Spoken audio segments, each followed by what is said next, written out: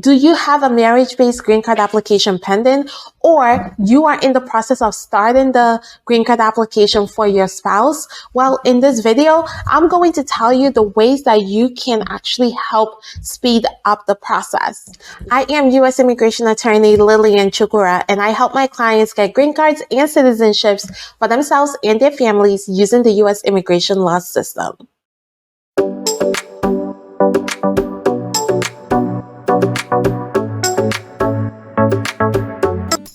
If you have not filed your green card application yet, then listen up. The first two tips I'm going to give you are going to be crucial for you before you even start the process. First, let's talk about what you can do before you even file your application to give yourself the best chance of speeding up the process. First, you need to make sure that you're including all the required forms for a green card application based on marriage to a U.S. citizen. Okay, you need to make sure you're including all of those forms. And those forms are the I-130, the I-130A, the I-485, the I-864, right? The I-130 is the relative petition. The 485 is the actual green card application. The 864 is the affidavit of support.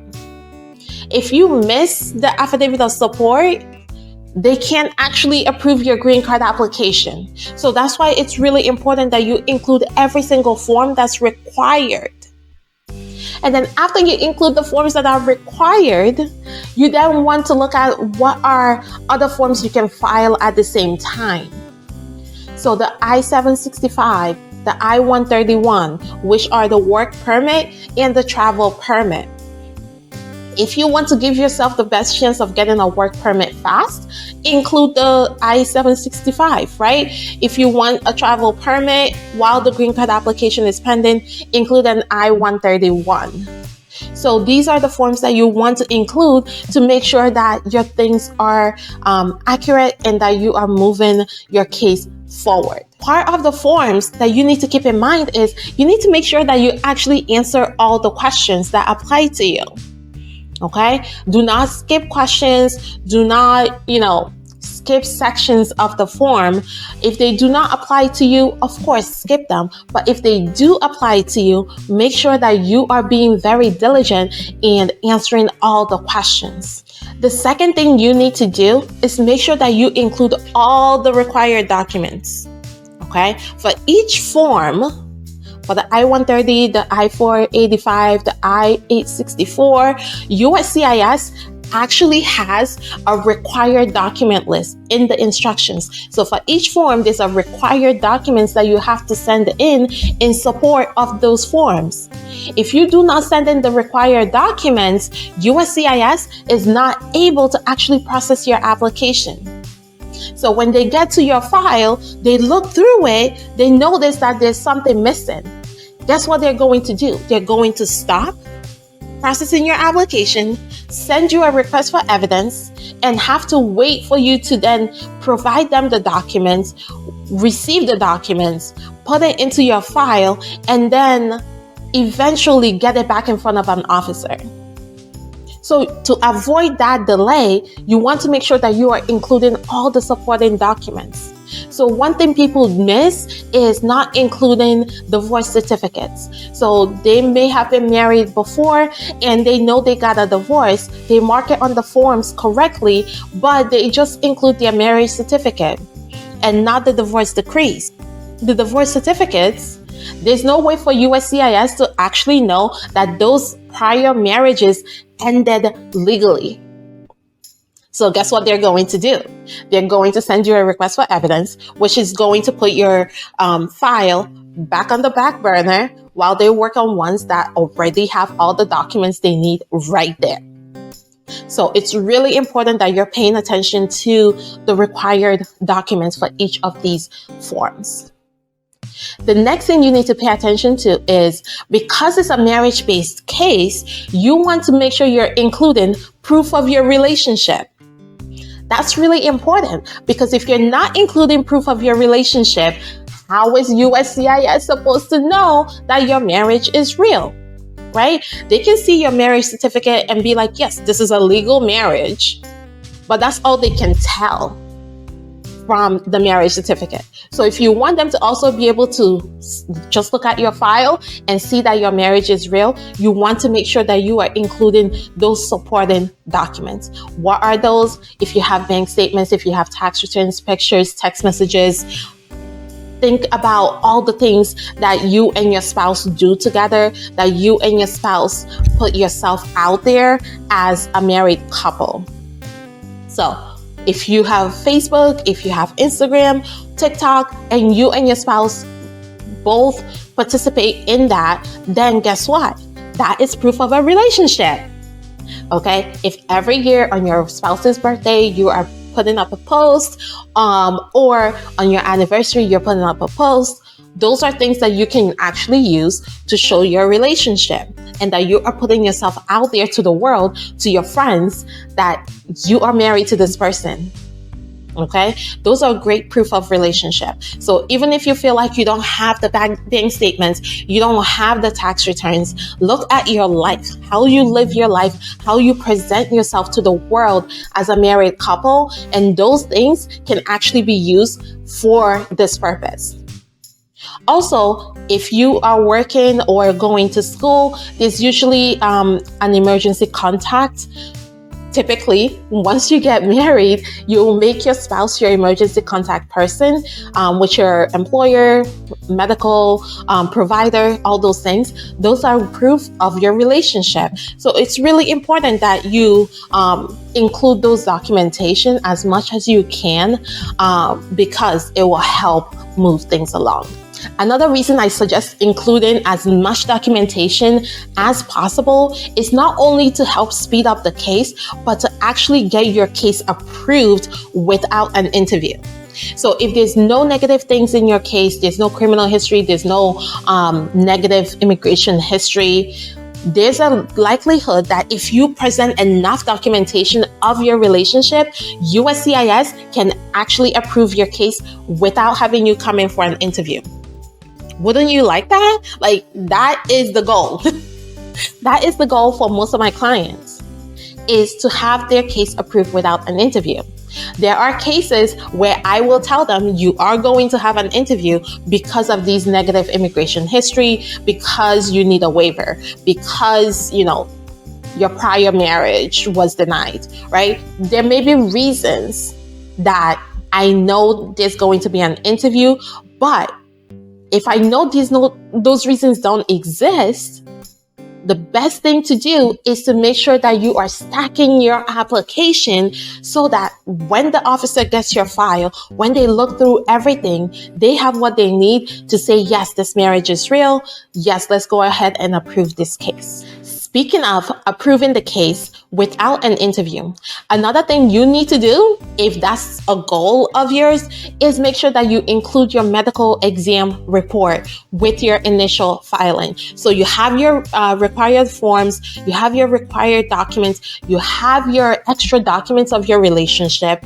Now make sure that you include the medical exam report because, again, if your goal is to have the interview waived, go ahead and put in the medical exam report because if you put it in and the officer looks at your file, is ready to approve your case, they see the medical exam report, they can actually go ahead and approve your case. If they look at your file and they see that they want to approve it, but there's no medical exam report, now they have to send you a request for evidence, wait for you to do the medical, send that back to them, get it back in the file, eventually gets in front of an officer again, maybe months later, and then gets approved.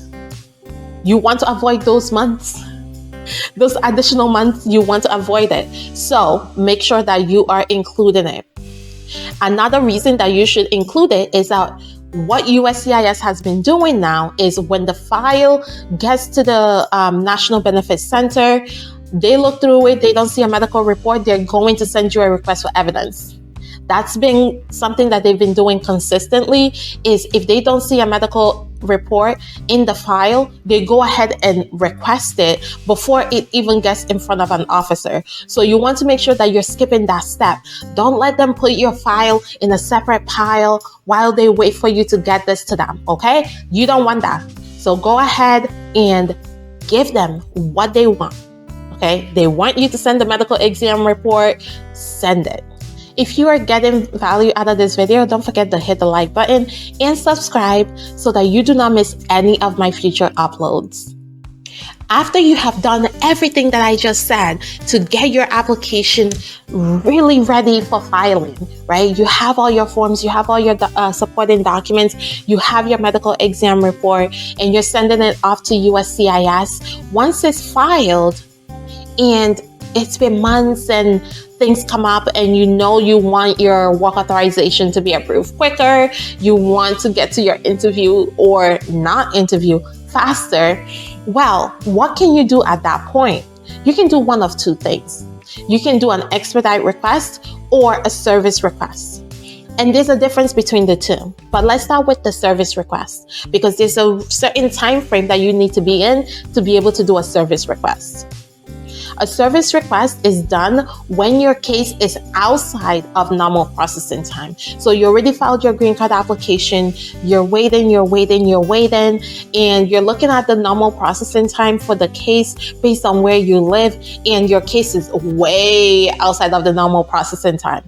What can you do at that point? You can do a service request. A service request can be done on the USCIS.gov website. So go ahead, put in your information, what was the last thing that happened in the case, and they're going to get back to you.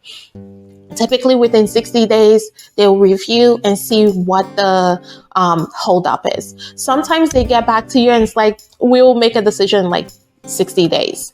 Or they get back to you and say, hey, the holdup is that we're doing a background check and that hasn't cleared yet, right? The holdup is we have a lot of cases and we have a huge backlog and we're just trying to get through the cases in the order we receive them. Right? So you will at least with a service request get some form of understanding of where your case is and what the holdup is. But the thing with a service request, like I said, your case must be outside of the normal processing time for you to actually be able to put in a service request. The next thing you can do is an expedite request. There's no time frame for an expedite request. Even if your case is well within the normal processing time, you can still do an expedite request. Okay? A service request, your case must be outside of normal processing time, but for an expedite request, your case does not have to be outside of normal processing time. So, to do an expedite request, you need to go ahead and show that you will either suffer financial hardship or there's a humanitarian reason for USCIS to approve your case quicker, right? There's a humanitarian reason for them to process it faster, to get you to an interview, or to just approve it without an interview faster. And the best thing about an expedite request is it doesn't actually make your case go slower. An expedite request is a request you file with USCIS, basically asking them to process your application faster than everyone that filed before you. In order for USCIS to move your case ahead of everyone, there has to be an urgency. There has to be an urgent reason why your case has to be moved ahead of other people. So just saying, I want it processed faster is not enough. You need an urgency. For most people, their expedite request falls into two categories: financial hardship and emergency, urgent, humanitarian reasons. An example of a financial hardship is the person not being able to work and therefore not being able to support themselves and their families. Another financial hardship is if the person is about to lose their job because they do not have work authorization. That can lead to financial hardship that would be emergency enough for USCIS to approve the case. For financial hardship, it's mostly for expediting the work permit, not really for the green card application. So remember I said you can file your green card application with a work permit and the travel permit. If you filed it with a work permit and you want that work permit process faster because you want to work, you can do an expedite request, especially if, let's say you have a job, but the job wants a work permit that is valid, or you're going to lose your job, right? Or you're not able to get a license and drive to your job, and part of your job is a driving requirement, right? There's a driving requirement to you working at that job, and if you're not able to drive because you don't have a license, you're not able to actually keep your job. So that financial loss to you can lead to an expedite request for the work permit. Where that may apply for, let's say, a green card application is if, let's say, for example, your employer wants a green card holder to, for a promotion or for a specific type of job, especially government contractors, right? If you're working for a company that gets government contracts, they do want every single employer to have certain immigration status. And if you're going to lose your job because you don't have that immigration status yet, and you are the person running that particular program for your company, that can be an emergency reason for them to see a financial loss there and approve your case. For emergency, urgent humanitarian reasons, examples of that can be illness, disability, poor living conditions, death in the family, right? All those things can lead to an expedite request. Now, for a green card application, to be expedited based on an emergency, an illness to the U.S. citizen or to the non-U.S. citizen that is serious, right? If you just have a common cold, that's not going to lead to an expedite request being granted. However, let's say that the non-U.S. citizen or the U.S. citizen has a serious medical condition. They have cancer, they have MS, whatever serious condition they have, they want this application process faster because they really cannot spend this time focused on a green card application when they should be focusing on their health, right? So it's really about each individual case. USCIS is not going to have a blanket rule when it comes to expedite requests. So they're not going to say, oh, well, if the person has cancer, anyone that has cancer can get an expedite request. However, they decide these cases on a case-by-case basis. So you have to make sure that you are presenting the best evidence for your expedite request to be approved. Do not look at other people's, because their situation is not your situation. You want to make sure that you are presenting your evidence, your situation to USCIS and giving them documentation to back up what you're saying. Okay, that's the other part with an expedite request. It's not just, hey, I'm gonna lose my job, but here's a letter from my employer that says if I'm not able to drive to work, drive to these sites, I'm going to lose my job. Here is medical records showing that my spouse has these medical conditions that's going to affect their ability to go to an interview, their ability to do all sorts of things when it comes to this application, right? So please expedite the case. So if you feel that you really fit into one of these categories, make sure that you are sending in that request to expedite, because worst case scenario, USCIS just says no, right? But what if they said yes and your case is now moving faster?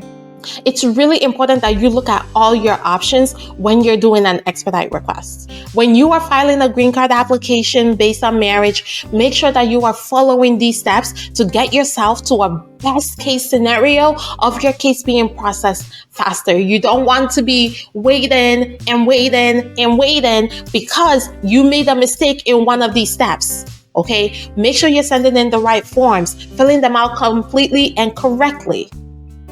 Make sure you're including the required documents. Make sure that you're including supporting documents of your relationship, as much as you have. As much as you can possibly get, include it. Make sure that you are including your medical exam report, because that is going to lead to you being able to get your interview waived if the officer is ready to do that without needing to send you a request for evidence. And then finally, you have the option of doing a service request or an expedite request. Service request if your case is outside of normal processing time, and an expedite request if your case is still within normal processing time, but you need the case to be processed faster. Thank you so much for joining me. And if you have any questions, remember you can put them in the comments. If you would like to schedule a strategy session with me to see what you qualify for, how we can help you move your case along faster, go ahead and go to my website, lillylegal.com, or call my office at 508-443-1788 and schedule your strategy session today.